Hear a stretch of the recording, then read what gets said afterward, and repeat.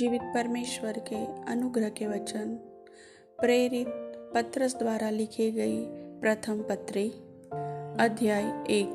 पतरस की ओर से यीशु मसीह का प्रेरित है उन परदेशियों के नाम जो पुन्तुस, गलतिया, कप्पदूकिया, आसिया और बितूनिया में तितर बितर होकर रहते हैं और परमेश्वर पिता के भविष्य ज्ञान के अनुसार आत्मा के पवित्र करने के द्वारा आज्ञा मानने और यीशु मसीह के लहू के छिड़के जाने के लिए चुने गए हैं। तुम्हें अत्यंत अनुग्रह और शांति मिलती रहे।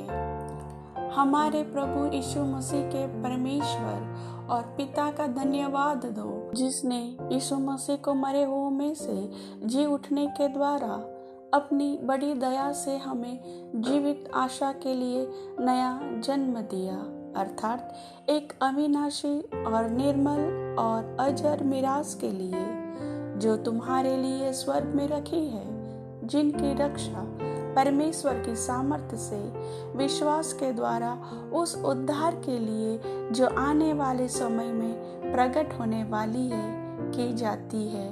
और इस कारण तुम मगन होते हो। यद्यपि अवश्य है कि अब कुछ दिन तक नाना प्रकार की परीक्षाओं के कारण उदास हो, और यह इसलिए है कि तुम्हारा परखा हुआ विश्वास, जो आग से ताए हुए नाशमान सोने से भी कहीं अधिक बहुमूल्य है, यीशु मसीह के प्रकट होने पर प्रशंसा और महिमा और आदर का कारण ठहरे।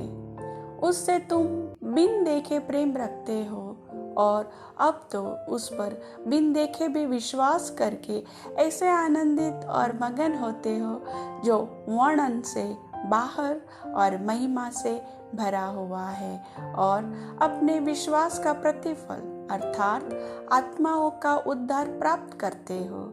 इसी उद्धार के विषय में उन भविष्यवक्ताओं ने बहुत ढूंढ ढांड और जांच पड़ताल की, जिन्होंने उस अनुग्रह के विषय में जो तुम पर होने को था भविष्यवाणी की थी। उन्होंने इस बात की खोज की कि मसीह का आत्मा जो उनमें था और पहले ही से मसीह के दुखों की और उनके बाद होने वाली महिमा की गवाही देता था, वह कौन से और कैसे समय की ओर संकेत करता था। उन पर यह प्रकट किया गया कि वे अपनी नहीं वरन तुम्हारी सेवा के लिए ये बातें कहा करते थे, जिनका समाचार अब तुम्हें उनके द्वारा मिला, जिन्होंने पवित्र आत्मा के द्वारा जो स्वर्ग से भेजा गया तुम्हें सुसमाचार सुनाया। और इन बातों को स्वर्गदूत भी ध्यान से देखने की लालसा रखते हैं। इस कारण अपनी अपनी बुद्धि की कमर बांधकर और सचेत रहकर उस अनुग्रह की पूरी आशा रखो, जो यीशु मसीह के प्रकट होने के समय तुम्हें मिलने वाला है। और आज्ञाकारी बालकों की नाई अपनी अज्ञानता के समय की पुरानी अभिलाषाओं के सदृश न बनो, पर जैसा तुम्हारा बुलाने वाला पवित्र है, वैसे ही तुम भी अपने सारे चाल चलन में पवित्र बनो, क्योंकि लिखा है कि पवित्र बनो क्योंकि मैं पवित्र हूँ।